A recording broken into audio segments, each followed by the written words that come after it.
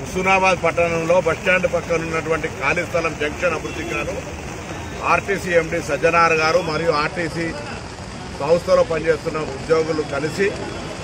నేను ప్రాతినిధ్యం వహిస్తున్న హుస్నాబాద్ నియోజకవర్గంలో ఒక 1932 నిజాం నవాబు కాలం నాటి Albion bus model Queen of the Nizam అనేటువంటి ఆ రోజు ఉన్నటువంటి డెక్కన్ క్వీన్గా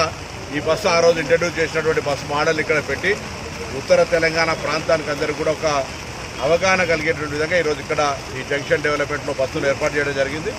ప్రారంభోత్సవానికి చేసిన అధికారులకు పెద్దలకు అందరికీ ధన్యవాదాలు. హుస్నాబాద్లో అన్ని రకాలుగా అటు టూరిజం,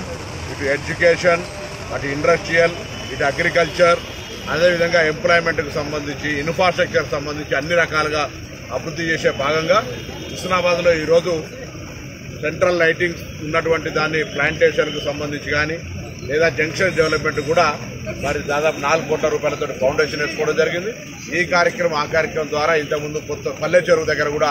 ఒక 2 కోట్లతో అభివృద్ధి కార్యక్రమాలను శంకుస్థాపన చేస్తున్నాం. ఇవన్నీ కూడా త్వరితగతిన పూర్తి చేసి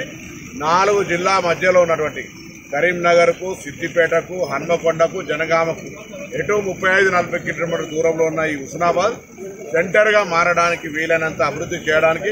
అటు శాతవాహన ప్రభుత్వ ఇంజనీరింగ్ కాలేజ్ కావచ్చు, ఇటు గౌరవెల్లి ప్రాజెక్టు కావచ్చు, రేపటి ఇండస్ట్రియల్ పార్క్ కావచ్చు, ఈ టూరిజం మహాసముద్రం గండి ఎల్లమ్మ చెరువుతో పాటుగా ప్రముఖ దేవాలయ చారిత్రకంగా ఆనాడు సర్వాయి పాపన కట్టిన రేణుకా ఎల్లమ్మదేవి టెంపుల్ కావచ్చు, స్వయంభూ పుట్టపల్లి రాజరాజేశ్వర స్వామి టెంపుల్ కావచ్చు, ఇవన్నీ కూడా ఇందులో భాగమై ఈ ప్రాంతం అంతా అభివృద్ధి అయి ఈ ప్రాంత రైతులు అందరూ కూడా అన్ని రకాలుగా బాగుపడాలనే ఆలోచనతో ఈ కార్యక్రమాన్ని కొనసాగుతారు.